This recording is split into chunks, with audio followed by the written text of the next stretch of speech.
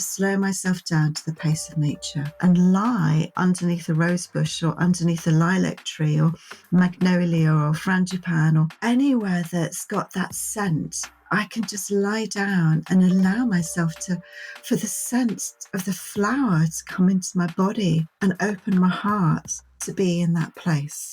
I've been informed, I've been changed, my cells have been rebooted. I've been plugged back into something that's way older than me that can inform me how to move forward. I've just received healing just by sitting with that plant. I come into a greater sense of wholeness. And within our human context, it really gives us the opportunity to be more present. Welcome, dear ones. Thank you to everyone who attended last night's Global Forgiveness Field with Barbara J. Hunt. It's deeply important that as a community we show up for these moments of collective trauma healing, and that our care for the future is this love in action. Our next Members Soul Space is approaching on August the 9th, and we would love to see you there. If you are not yet a member, know that your support is at the very heart of what we do here, and it allows us to continue going, as well as be in a direct reciprocal relationship with you, which is so important to us. You can join by visiting allthatweare.org/support. My guest today is ChaNan Bonser, a healer, teacher, and creative based in Mid Wales, working with a global client base on both personal and organizational levels.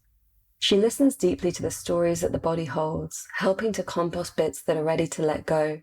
She finds inspiration in earth and the seasons and the cycles of birth, growth, death, decay, and hibernation, bringing these threads into her work. She facilitates a clear, deep, and embodied relationship for clients and groups, which help create space for potential and enables them to become more resilient and responsive to everyday pressures. She is dedicated to helping others find their own way forward. A key part of her work are dreaming circles. These connect participants with a deeper connection to the earth and the web of life through the seasons and 5 elements, finding the landscape of earth within the bodies using embodied imagination and creative prompts. She is a highly sensitive person, and this, alongside the work with her clients, has led her to develop an online course, Self-Care for Sensitives, helping folks who are highly sensitive learn how their bodies and its systems contribute to their sensitivity and overwhelm. It contains tools and techniques that help bring resilience and robustness to learn how to harness sensitivity as a superpower. In this episode called Our Bodies as Ecologies, we explore the themes of sensitivity, deep listening, and imagination as we speak to the question, how do we embrace our bodies as sensuous landscapes flourishing with the seasons? I hope that this episode allows you to rest deeper into your back body and opens up your ecological imagination. Welcome to All That We Are, with me, your host, Amisha Gadiali. On this show, we explore the weave between activism, the sacred, creativity, and regeneration, the spaces where our inner and outer worlds dance. From healing trauma to nature connection, to new technologies to ancient wisdom, it's time for us to move beyond silos and into an integrated way of being. Every one of us has ideas and personal experiences to share that can lead us to a more beautiful future. Despite the challenges we face as a global community, or the pressures we meet in our daily lives, when we stop and dare to listen, to ask ourselves the big questions, and to share what we are already doing and envisioning, we create the futures of our wildest dreams. And we begin to embody all that we are becoming, and all that is possible. ChaNan, it is a delight to welcome you to All That We Are. Thank you for being here and for sharing with us today. Oh, it's such an honour to be here. Thank you so much for inviting me. I love your podcast, so I feel really touched to be here. So thank you so much. What you do is brilliant. What comes alive for you when I ask you, what are the futures of your wildest dreams? what comes alive is humanity's connection to the web of life, our connection to that mycelial web of earth that's reflected in our biome, that's just like that I see almost like as a stardust web on earth that connects us with not only our destination but our origins. And that, my prayer is that we can all be really good fruiting bodies, that we can just produce wonderful ourselves as wonderful mushrooms to spore beautiful things behind and look after, go to really good compost for future generations and our ancestors, and just be there in a blink of an eye. For those listening, and I know at this stage in the All That We Are journey, most of our community here do understand ourselves in this way, but for those listening that may be wondering, what do you mean our biome? And like how do we understand ourselves in a deeper way, in that way of interconnection? I work a lot with our body as seasons, our body as a landscape. And a lot of my work is about bringing us down into how we see ourselves as part of Earth. So bring ourselves as humans firmly back into the ecology. And our biome, for me, I know we've got all of our good bacteria that we have with our probiotics and our prebiotics that feed us and look after us and nurture us and help us to digest food. But within our biome, within that play, is the origins of life. It's those bacteria that have been here since the beginning of time. So through that bacteria, there's a connection to actually our origins, who we are.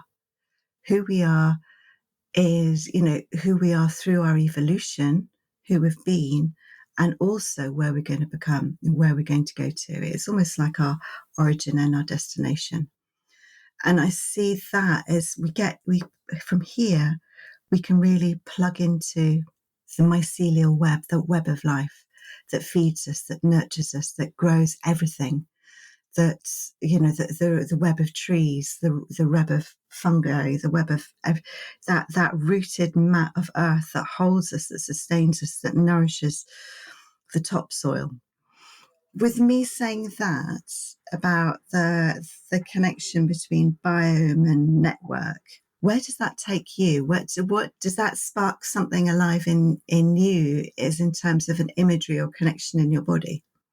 Yeah, absolutely. I mean, this is one of the journeys that I've been on this past year, is really understanding that level of interconnection and that deep relationship that we have with our environment. I feel like sometimes as humans, especially modern day, somewhat urban humans, imagine that we are separated, that we can kind of do whatever it is that we want, and that it won't show up in the space of our bodies. For me, what's been really interesting, as you know, and actually everyone listening knows, like in the past year, I've had a lot of health things that have been happening. And some of it has been to do with like other material, like within my life and my ecosystem of humans, and some of it has been very much to do with the ways that we are stressing the natural environment as humans around us. So glyphosates and EMFs, and how some of these things have really been showing up in my body. And we are getting deeper into a time where more and more of us are going to be experiencing the chemicals, the plastics, all of this, like actually in our bodies. I feel like it takes a little while, like for it to really, really, really show up. But now we're in that space, and it's an invitation to change that dynamic and to understand more deeply what it is that we've done as a species, and within that understand what's possible to restore us into a more healthy ecosystem. Totally. And that starts with us, doesn't it? Because for me, it's sort of like I've got to attend to my ecosystem first, my body. So whatever is my ecosystem, and I could think of that in terms of my body as a book or layers of an ecosystem. And I have to attend to that. And then not only does that then ripple out, but then that helps me to feel into the ecosystem around us. So it's almost like you've got the macrocosm of the larger ecosystem, the stuff that's going on down there that is showing up. It's showing up so many different levels, and it can be really overwhelming, can't it? It's just like, whoa, actually, how do we get out of this one? Or can we get out of this one even? And then it's like, well, actually, when that level of overwhelm hits, it's like, okay, well, the only thing I can actually have clear, direct action on is my body. Is coming to, okay, here I am. And God, that bit feels really, and this bit feels really, and how can I bring more space in myself to breathe and reflect that back out? And I'm really lucky because I live in the middle of the countryside. So I live in the middle of Wales, and I have that reflected, that space, and the lack of glyphosates,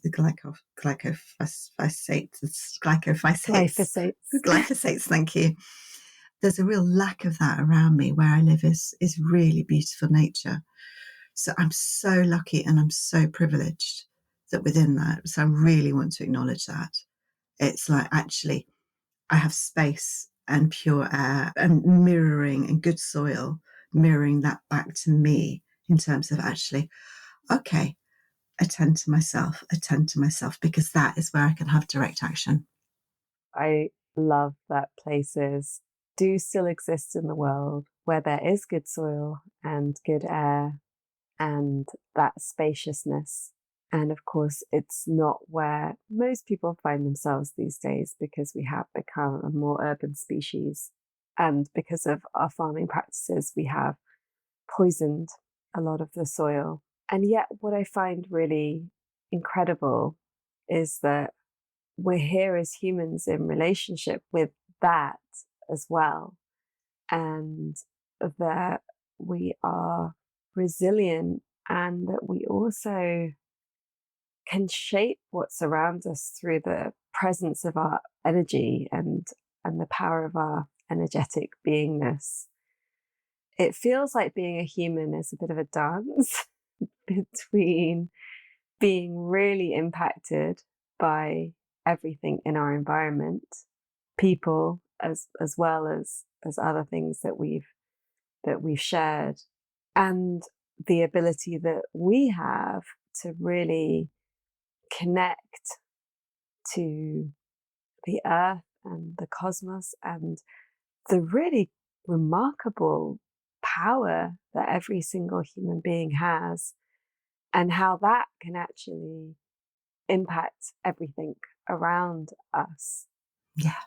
The key part of that is that to connect, to feel connected, we have to actually do our best to settle our nervous systems, to find the space within ourselves, to rest back, to go, okay, to take a step back, because life drives us, modern life drives us so far forward, doesn't it? It's just like, push, we've got to grow, we've got to do more work, we've got to, heal more, we've got to work more, earn more money, and then there's social media, and then there's this, and taught it from school, work harder. And actually nowhere does anyone say, hey, let's culture your imagination, let's dream. Or there is, but it's only if you've got the privileged space to do that. It's like for most of the population throughout the world, it's not possible to do that, to actually take that time out, rest back and go, okay, gosh, look at the colour on that leaf out there, and back to the colours of the leaves out there. That's my muse right now, is a silver birch tree just outside my window. It's like, actually, where does that green take me in myself? If I can just rest back and be with the green. And we can find that in our urban environment, but it's like it's trying to settle our nervous systems, isn't it? It's like, bring that bandwidth into I've got the capacity just to breathe out, to put my pen down and daydream out the window without the lists of everything I've got to do next coming in. I'll put my phone down rather than my pen down. Yeah. Yeah. Maybe sometimes pick up a pen. Maybe sometimes pick up a pen, totally. You can always look up no matter where you are. And then you find yourself under this huge, ginormous sky. And that's always present.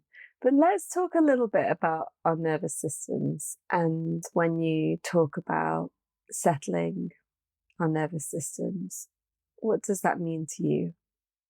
It's about bringing in more space into my body and my energy field so that I can pause where I can. I can feel it now because I'm quite excited. So excitement's an emotion and energy that I feel, that my body goes da da da da da da, and I go right, and there's this and this and this, and it's just like, actually, what happens if I rest back? I use this phrase a lot within my work, as resting back, leaning back against our spines, leaning back against whatever it is we're sitting on, really resting back, and almost so that we can think of ourselves as sitting behind ourselves or feeling or an imaginary tree behind us. And that's the first step. It's like, because so often with nervous systems, or I find with nervous systems, it's like I find myself sitting on the edge of my seat. I find myself leaning forward. I find myself moving into the space. And that's a wonderful space to be in, especially when I'm in conversation with someone, especially when I'm there. But actually, what happens if I come back from this space? I can still pay attention from that rested back place of feeling almost like my spine up against a tree, imagining my spine up against a tree, imagining, my head rolling on the bark of a tree. And just like, okay, so straight away, what do I feel in my body? Oh, there's space in front of me. That's new. For me, that's part of it. And I know there's so much theory about nervous system and polyvagal theory and how we settle and give ourselves more capacity. And then for me, another key part is our biomes, it's our bellies, it's our small intestine, it's our guts. It's just like appreciating that they're a key part of our nervous system, that we feel so much through our stomach and our bellies, stuff that we don't even know we're feeling. And it's working the whole time. And it's almost like to give yourself a hand of appreciation on your belly, of a good belly rubbing, if that's available to you. Just like a rubbing your belly and feeling that warmth of just like, oh, thank you so much. You're constantly working on my behalf to process. And what happens if I combine the two? So with me saying that, where does that take you, Amisha? I'm curious. Yeah, it's beautiful. I feel like our backs are always working really hard to protect us. And so actually just having your back completely protected, the back of your heart, the back of your neck, and just actually being able to soften, that there's a softening that can happen when there's nothing coming from behind, when there's nothing behind you, when you don't need to have an awareness of 360. And so you can come into a place of safety in your body. That's why lying down in Shavasana is so powerful, or going to sleep, or lying down on the sofa, because you feel like there's a whole part of you that can relax, that in the day-to-day is really active in a way where I feel like we don't even really recognize or pay attention that much to our back body and everything that our back body does for us. And so just that invitation to recognize that, I find really moving. I find really moving today.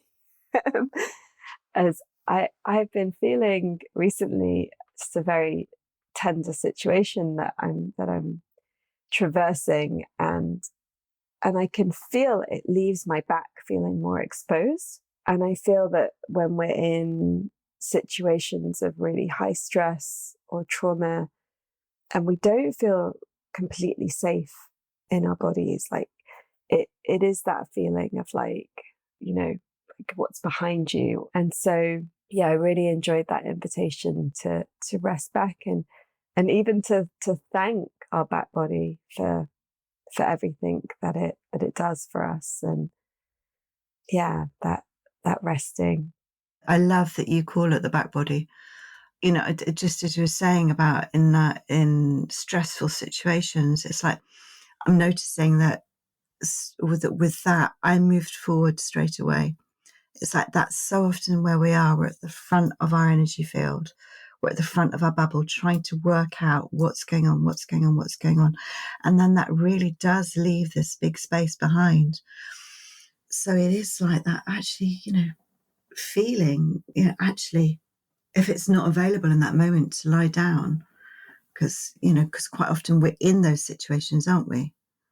It's just like that stress is right there in front of us. So actually, just what's there that you can just go, okay. And there's a tree behind my back. Okay, here we go. Or something that has got our spine, that's got our back body, that's helping to ground us, helping us to give us overview. Yeah, I often call my ancestors behind me. And for me, that's been a really powerful, I want to say practice, but I don't know if it's that kind of thought through in a sense. But for me, because I didn't get to meet a lot of my ancestors and being raised in a different country from them, I realized that they were still there and they were still with me, and that actually calling in my grandparents and my great grandparents and my great great grandparents behind me meant that I could often feel this lineage of protection behind.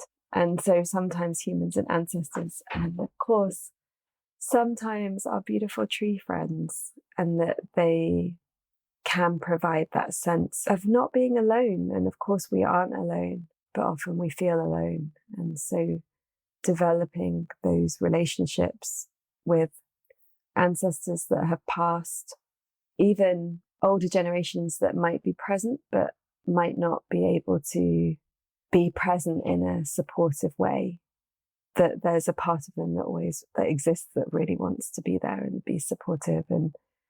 And so, yeah, having our tree kin and our ancestors behind us, and knowing that there's that space to rest back in, even when you're standing up and there isn't a wall or a tree or a chair or something behind you. That's beautiful to have the image of your ancestors standing behind you. Thank you for bringing that. Yeah, they came once when I was standing in the Ganga.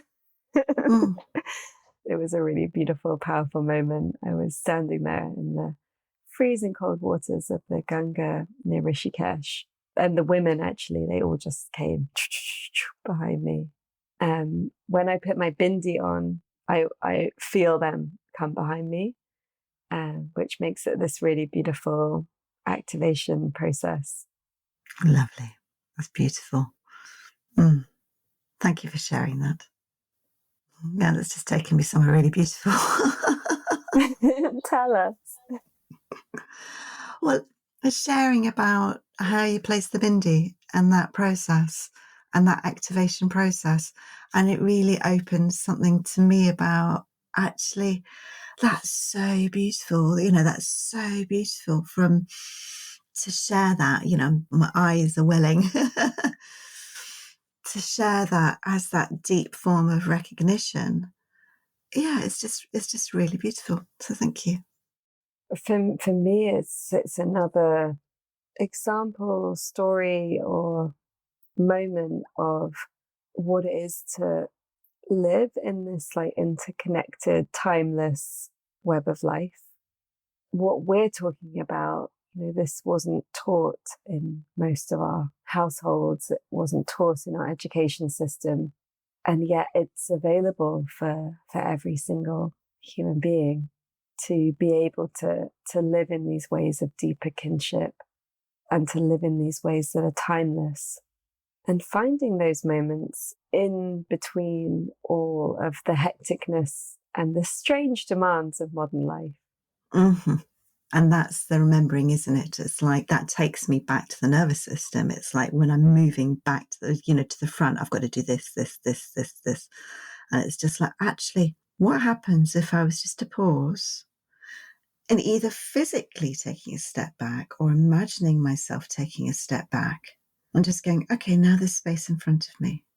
What happens if I invite support into that space? What happens if I invite love into that space? What happens if I invite divine grace into that space? Or, if I've got my ancestors behind me, and it's just like, actually, what happens if I invite something into that space to help me find my next little step, rather than, okay, I've got to do. Because I know for me, that do sends me into overwhelm and reactivity, and I get careless with my words and my energy, and I go a bit, because I can't, I used to be able to multitask, but I can't anymore. Did you lose that skill just by not doing it so much? No, I lost it perimenopause, actually. I just cannot multitask anymore. It's like I can only do one thing at a time. And if something else comes in that throws me off, it's like, that actually, it completely discombobulates me. I thought I was going to, I was on the path to early onset dementia or something. And my dear daughter, when I said that to her, she whispered in my ear, "It's not early." So, thank you, darling. That's really nice of you. And it was such a relief to then, I read a book and it was just like perimenopause. It's just like, oh my God, it's that. And it was such a relief. And it's just like, okay, great. Things change. I have to change how I operate. And I can't operate at that stress level anymore. My nervous system can't handle it. And it's about weaving my nervous system back in with my hormones, back in with my energy to go, actually, I don't need to multitask anymore. Well, sometimes my brain thinks I do. How do you manage multitasking? I don't know. I do manage it, but there are definitely moments where it's like, please don't ask me a question at that wrong moment, like where I'm holding way too many balls in the air, and it's not easy. And what I really felt around what you were saying is, as we're talking about seasons and cycles and the immensity of the woman's body and the different cycles that a woman's body goes through, and what it is to birth children, and that perimenopause feels like dementia, like these very strong initiations and shifts and changes. It requires being okay with things not staying the same and being okay with a very fluid identity. That doesn't quite often fit with life, does it? Because we become fixed identities. It's like, this is who I am. This is how I operate. This is who I am. And certainly if we're in a corporate world or in a business world, or if, in day-to-day jobs, this is an identity. This is my ego. And I think I find social media can really throw that. And this is what I'm experiencing quite a bit in my work, is that often there's a real struggle to know oneself, because we're taken out of ourselves so much by screens, by social media, by that, and it just sort of, it jumps us out into an activated state, it triggers our nervous system. There's that arrow of comparison of, oh, there's something shiny here, I need to do.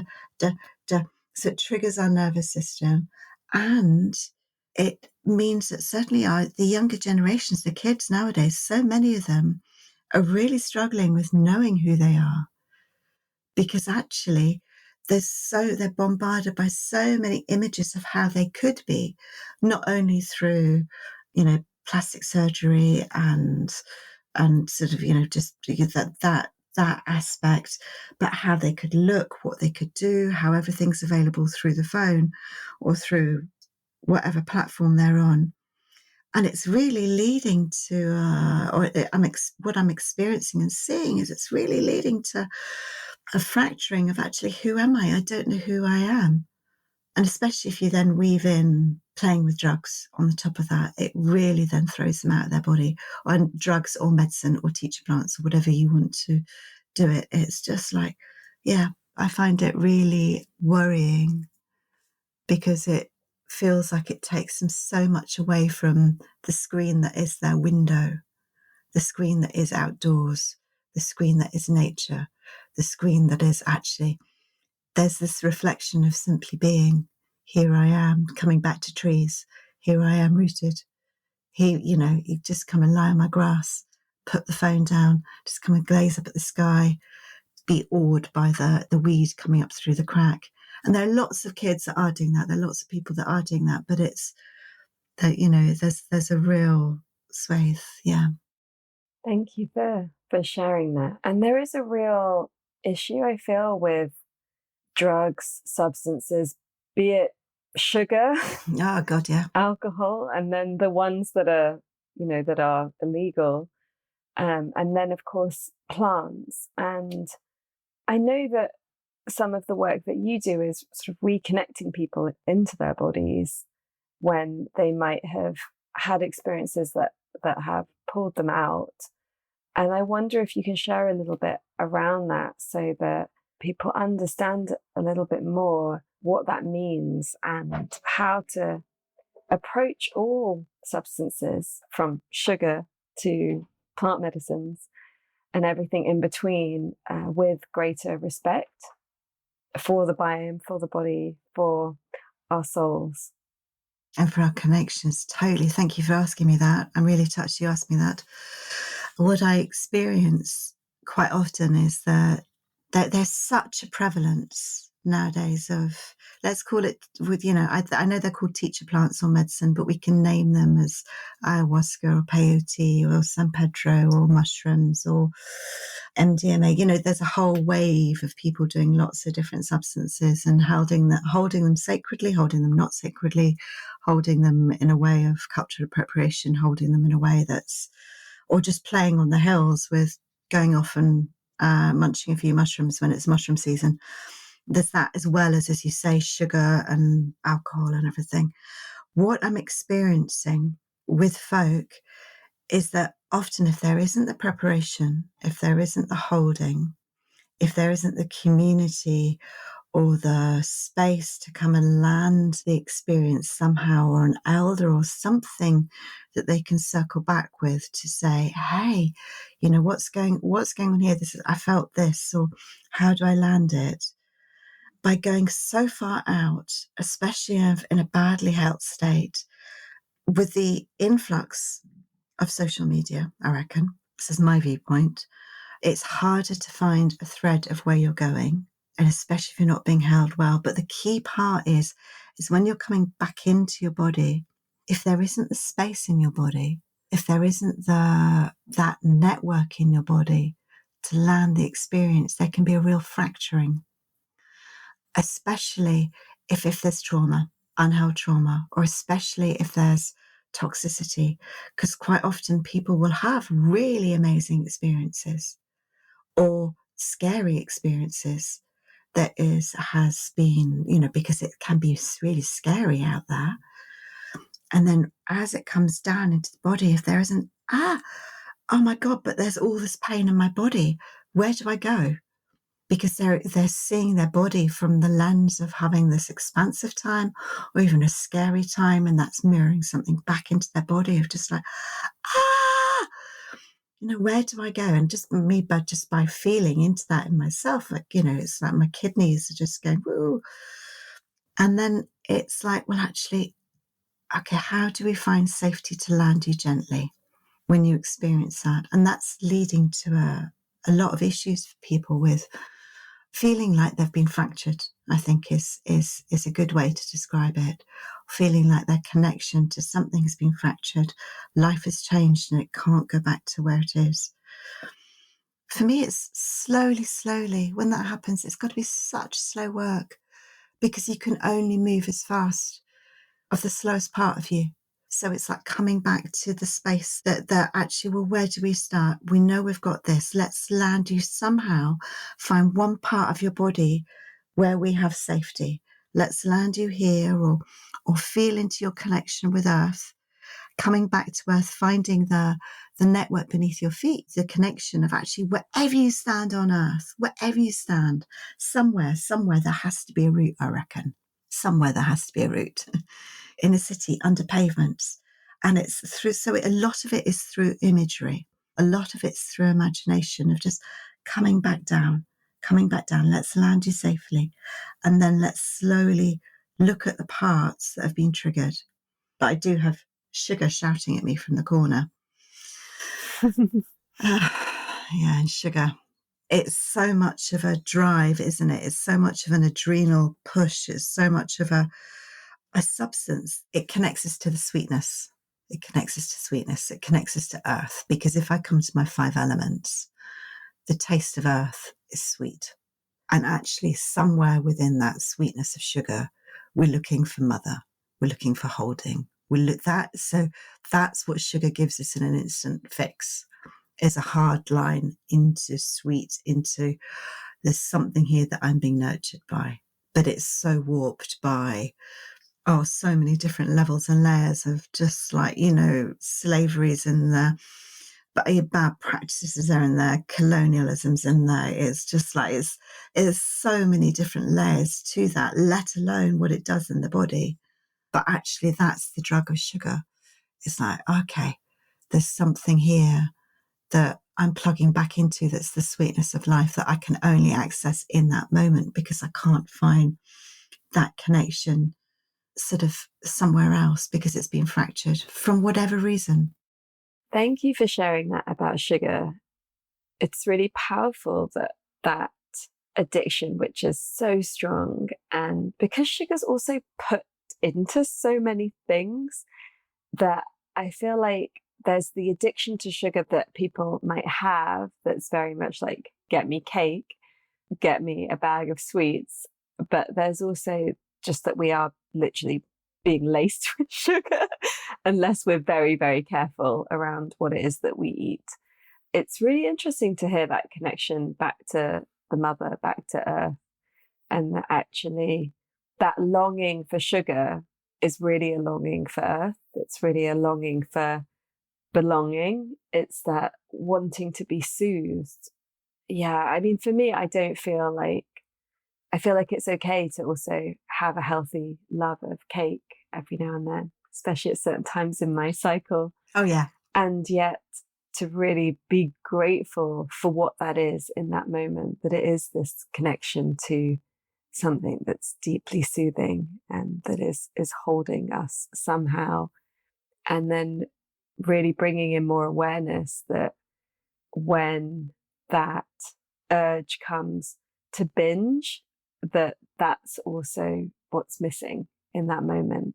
And so bringing that awareness that there's another pathway available at that time, which is about connecting to the earth and allowing the earth to hold us. And we can do that by coming back to just like rubbing our bellies. That's where our biome is. That's where earth is. That's one of our connections. And it's, okay, that urge to binge and the love of cake. And if we, cake is wonderful. I love cake. So I'm not saying all sugar is evil at all in terms of that. But one way we can do that is when we're feeling that needing to connect, if we can join the dots to that place, because sometimes we can't. I'm the biggest one for reaching for a piece of chocolate. I love chocolate. And it's like, okay, what happens maybe if I just came back to like, why am I, that pause, resting back, bringing that space in front of me. Why am I doing that? What am I looking for? I'm looking for a connection. Okay, I can connect through my belly right now.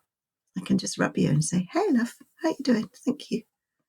And going back into the space of substances and sacraments, what landed for me when you were speaking is that the process of going on that experience is often very quick, and oftentimes people don't really consider it beforehand.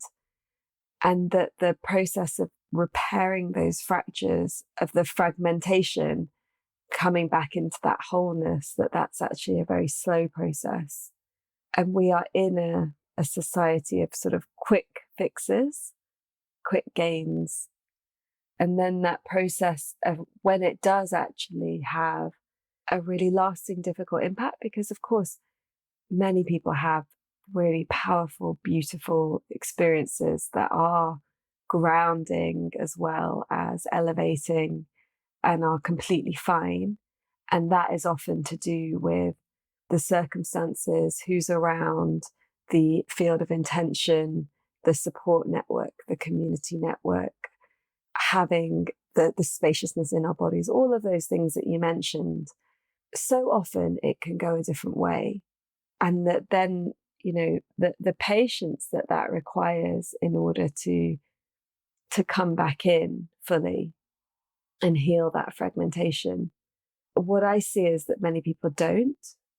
They kind of just sort of keep going in getting more and more fragmented, because it's really difficult to come back into that slowness, into that steadiness, into that rootedness. And that perhaps that person didn't know those things before then anyway, on a really deep level. So the substances, the sacraments, the medicines have highlighted those gaps. And then of course we've got entities and all of that, but that's another conversation. That's many podcasts in itself. Completely. You've so named it just there in terms of actually the slowness.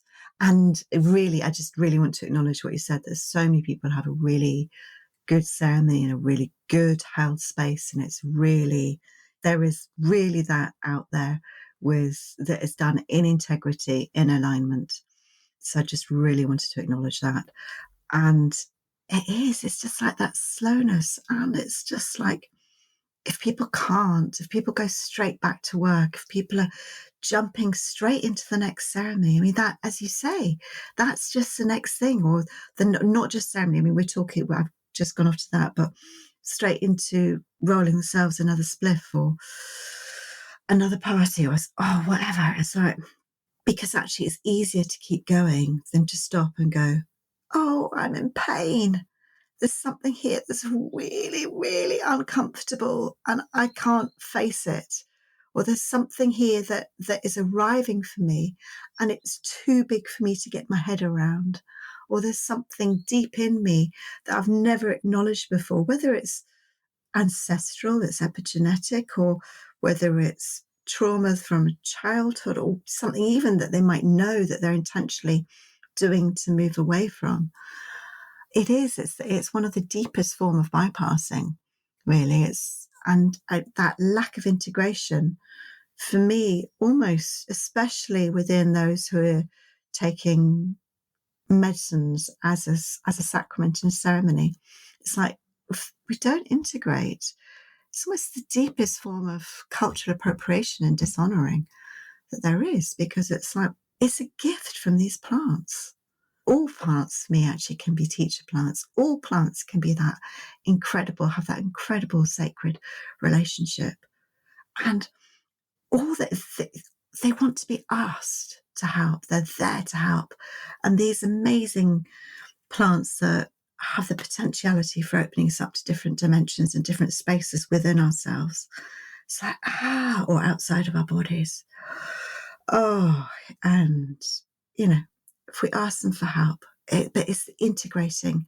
That's where the real honouring comes from, rather than just moving straight off into the next place, into the next thing, into the next relationship, into the da-da-da-da. And of course, they all come from Earth. And Earth is just going, hey, come down here. I've got gravity. I'm here. My arms are open for you. I'm never going to let you go.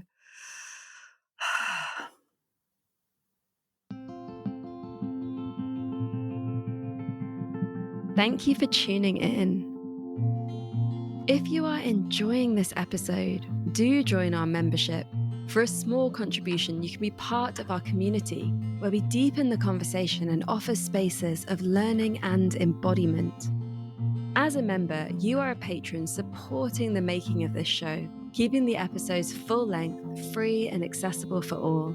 And you receive a number of benefits, such as monthly soul space, going deeper sessions, access to our library of workshops, and discounts on all our online and in-person experiences. Our membership is what makes us able to make this show and stay advertising free in a world that is always trying to sell us stuff we don't need. Head to allthatweare.org/membership to find out more and join today. I want to talk to you a bit about sensitivity. I did an episode quite a number of years ago now with Cindy Barnes, who's now Cindy Gale, who's a psychotherapist that specializes in HSPs. And we talked about the work of Elaine Aron. And I have had so many people come up to me since that episode and say, thank you. Of course, anyone that can sit through these episodes and loves these deeper meaningfuls is definitely there on the sensitivity spectrum. I'm curious what that means for you. I know a lot of what you do is supporting people that are really in touch with their sensitivity or find themselves to be more sensitive than the dominant culture, which is probably all humans. But there are people that are wired in a way that is much more attuned to processing high amounts of information and feeling really very deeply. Thank you for asking that. And I haven't listened to that episode, so I'm going to go and dig it out because I'll be really interested to hear that. So that's going to go on my weekend listening. Sensitivity, it is something I do work with a lot. And for me, I come at it, it's like weaving your energy body, auric field, the field, whatever we want to call it, into our nervous system. So what I experience with people who are very sensitive or highly sensitive, or also that actually ties into plant medicines who've gone really out, it's like what happens at some point, because they're so sensitive, everything they experience can come in as a threat, whether that's sound, whether that's person, whether it's emotion, whether it's place. And it leads to a sense of overwhelm in the system, can't process, can't integrate, which can lead to freeze, collapse, out of body. But what I've experienced is that within that, people's energy fields tend to go really wide. That's the first place where they're looking for the threat to come in. And if I name it as a threat, it can be really small. It doesn't have to be like a big threat. But actually, it says, so they go really wide and really thin. But conversely, what then happens with that is you experience more because your energy field is really wide. So that leads to a greater sense of overwhelm and feeling, everyone else's feels as they walk, especially if you're in a city environment. I mean, if your aura or your field is 4 or 5 meters wide in a city, just think about what you're picking up in terms of EMF, place, people, so much. For me, there's a whole chunk of work of being taught how to bring our energy fields in and how to have agency over our fields, agency over our auric fields, so we know when we can go wide. And there's some places that's really great to go wide when we're out in nature, when we're connecting, when you're at a group of people of real dear loved ones, when you feel really safe, when you're, those peak experiences tend to take us wide. But then to know, okay, I'm out here. I know I'm out here. And I'm bringing myself then back in again. I'm bringing my field back in again. And it's not about making us really tight in our body, but about sending it down beneath our feet to our connection with earth. So we in turn become more anchored, not necessarily grounded, but anchored. So that brings in a deeper sense of resilience. And then learning how to, within that, weave in the nervous system into the energy field and the energy field into the nervous system, again, to help us settle. So it's like, okay, here we go.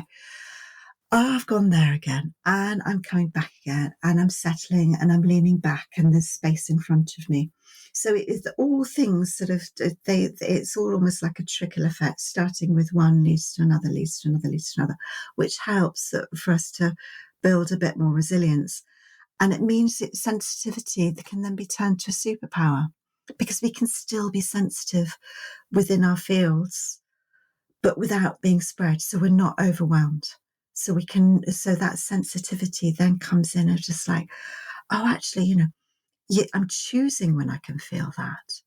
I know that I'm feeling that. There's this that's coming in. It makes me a deeper listener. It brings me into this place. It holds that space for me to really come into not the best way I can be, because that's too drivey, that's too achievable, but to be as present as I can be as here I am, and I'm connected, and there's earth, and my field's in, and I'm still connected. I'm not losing my connection, so I can be really present with whoever it is I'm with. What do you feel are the benefits of sensitivity, and why do you feel that the dominant culture is so scared of it? The dominant culture is scared of it because it's unproductive. It's just like unproductive, isn't it? It's like sensitivity is unproductive. And if you look back to women, being sent to asylums for hysteria, that whole, how sensitivity has never been seen as, it's seen as a real weakness, a particular female attribute, hysteria. And there's a fear about, actually, if someone else knows what I'm feeling, I'm exposed. Yeah. If to share that space, if someone else can pick up on that, I'm exposed. So I think it really goes back to capitalism and we could say patriarchy, that it really goes back to that whole, certainly within the UK, and I'm only speaking here as an English white woman, of stiff upper lip. Come on, don't be so emotional. Come on, get on, pull yourself together, because then you can be productive. And then you don't ask questions as well. Totally. And you maintain the status quo. Of keeping on, knuckle down. And it's Tricia Hersey, brilliant book, Restless Resistance, the demonic forces of capitalism. It's just like grind culture, keep on. I'm going to override my needs in order to be productive and produce. So that's why people are scared of it. But the gifts are so deep. And so I'm going to use the term cautiously, but I'm going to use it in the context of nature, okay? Rather than a human context of merging, of actually being able to sit outside, and trees have been featured throughout our conversation. So to sit with a tree, with my back against it, and merge and feel the tree, feel the tree as it's been there for, probably way longer than me. It will be there for way longer than my lifespan. And it's so much stories and information to say to me. And I can learn so much from slowing myself down so I come back into the nervous system, bring back more space, more capacity, to slow myself down to the pace of nature, or to come down and lie underneath a rose bush, or underneath a lilac tree, or magnolia, or frangipane, or anywhere that's got that scent, that I can just lie down and allow myself for the scent of the flower to come into my body and open my heart to be in that place. So there's that merging. I don't want to talk about human merging because that can go all sorts of wormholey places. But then it's bringing our energy back in again. This is where I am. I've been informed. I've been changed. My cells have been rebooted. I've been plugged back into something that's way older than me, that can inform me how to move forward. I've just received healing just by sitting with that plant. I come into a greater sense of wholeness. And within our human context, it really gives us the opportunity to be more present, to listen, to actually. I heard someone once, I can't remember who it was, she was amazing. She was First Nations, and I think from the northern lands of Canada or America, and I'd love to bring her name back, but I can't remember. I can see her. And she said, my grandparents told me, my grandmother told me, you have 2 eyes and 2 ears and 1 mouth for a reason.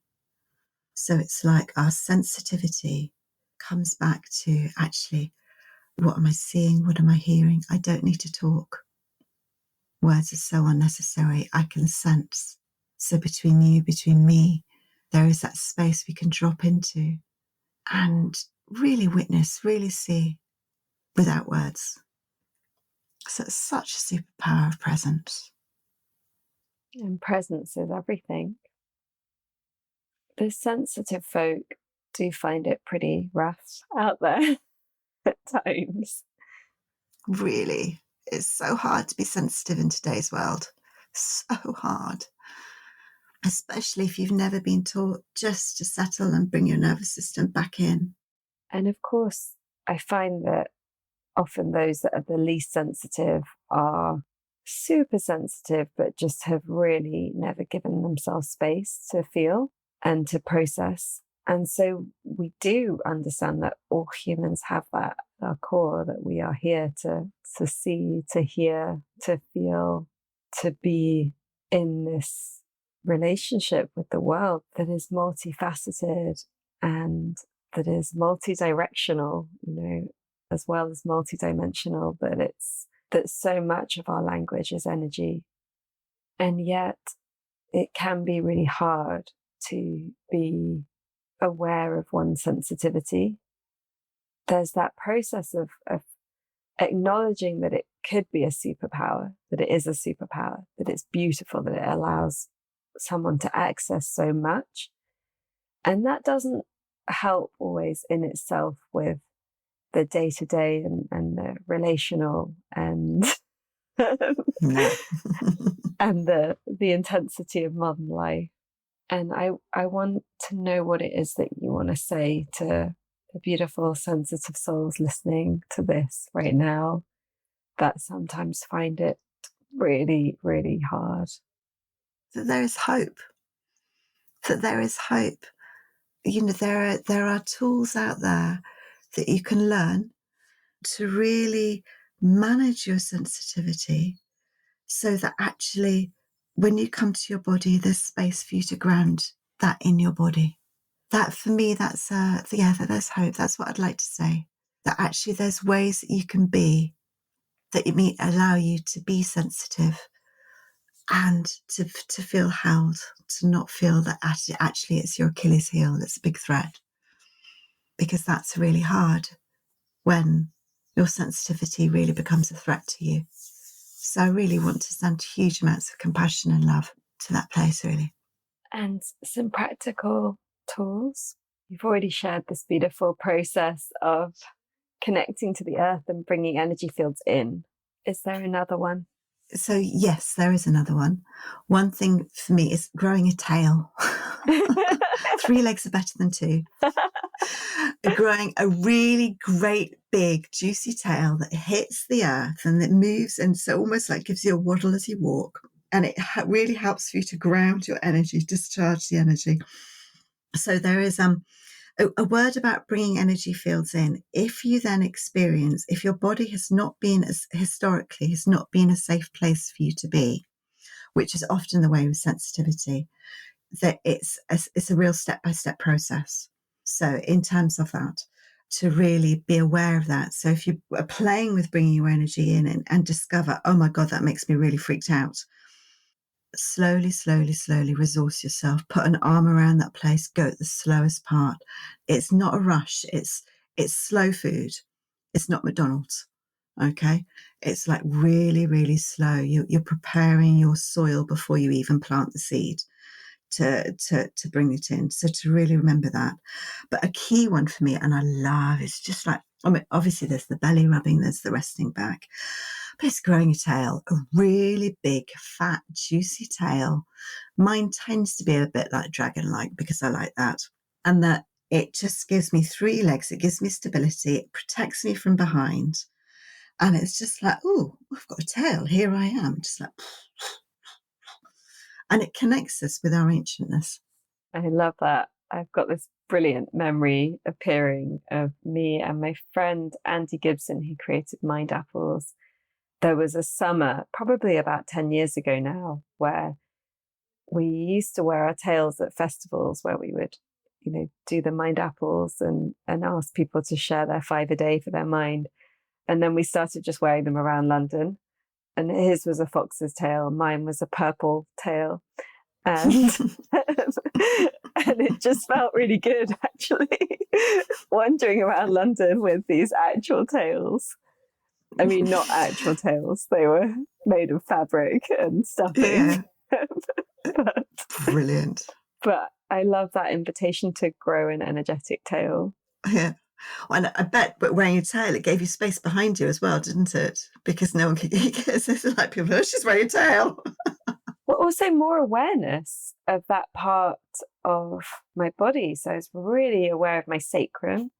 Obviously, the tail was clipped in at the base of my spine. And so it would knock my legs, and it wasn't as sophisticated as my dog Shambo's tail. So it would bang into my legs a lot. And it just made me very, very aware of that whole part of my body. Back to back bodies, aren't we? And back to foundations. Foundations. Can't go wrong with foundations. Would you like to share a little bit around how people can work with you and what it is that you offer? I do one-to-one client work, although at this point I'm not accepting any new clients until later in the year because my client base is full, but people can always go on a wait list. So I do one-to-one work, and you can find me at ChaNanBonser.com. I also have an online course that you can do in your own time called Self-Care for Sensitives, and you can find the access link to that through the website. And then that's a really good self-led course. And it's later on in the year. I will be doing a program where I lead it alongside the self-led aspect. So there'll be much more of a tuition aspect with it. And that's a really good access point into a lot of how I'm talking. It comes forward practices and lots of enough theory if you'd like it, but audios and practices and stuff. And I also run something called dreaming circles. And at the moment we're in a summer breathing point, but I work a lot with the imagination. I work a lot with imagery, as well as our senses of the seasons. And the dreaming circles start in September and run through to June. We do them in little batches, and it's really through embodied imagery of how we find our bodies as landscapes in the seasons, how the seasons affect us inside as well as emotionally, energetically, physically. We work with creative writing prompts and creative imagery, and it's I've got people that have been coming for a good couple of years, and they just love it. They say it's just like it just hits the spot and gives them more resources to, taking that time to pause and connect with the seasons because they're more aware of the seasons. So there's the current options at the moment. That's beautiful. Thank you. What is your call to action that you want to leave us all with? My call to action is to rest back, to really take a step back, to either imagine that you're up against a tree, or to take a step, to rest back into the seat that you're on, and see what happens when you just actively go, what happens if I rest back, feeling my spine up against whatever it is, and into that space in front, call upon help to create the next bit. Is call upon help so you can imagine how you can dream yourself forward in a different way, how you can dream your life forward. Call upon grace, love, beauty, God, goddess, earth, whatever you want to come into that space in front of you to really help you co-create so you can really become, so we can really become the human race that's really plugged into the ecology of earth because we're part of her. And that's the biggest thing. That's our biggest lesson. We just got to move from our mind back down to our body and go, hey, oh, I'm Earth. I am Earth. Here I am. Beautiful. Thank you so much for coming here and sharing. I wonder if you have also a call to action that's more around like an outer one as well. It's the way that we can show up in the world for the issues that we're facing. For me, it would be all those people or that don't have home, actually, wherever that is for you, whatever country you're listening to this in, all those people that are crossing borders and that don't have safety, that don't have refuge, that don't have home, whose nervous systems are permanently jangled, who are in refugee camps and who are in places of genocide and war. So for you to find resource, a charity that does work on the ground in those places to help support those people find home and find safety and find a real strong sense of actually, here I am, I'm part of Earth and I'm safe, because there's so many of us, there's so many humans out there that are not safe. And that would be my call for action. And it's something really simple, a cup of coffee a month, something that can support them, because that's going to be one of the greatest crises is human migration. And it's not migration, it's fleeing from circumstances that where they are in life threat. So that would be my call to action. Thank you so much for asking that, for that outer one. I feel really touched. I feel really tender as you speak, because so much of this conversation has been about all of our needs for that soft back, for that belonging to the earth, for that sense of mother, and knowing how difficult that is for people that have enormous amounts of privilege.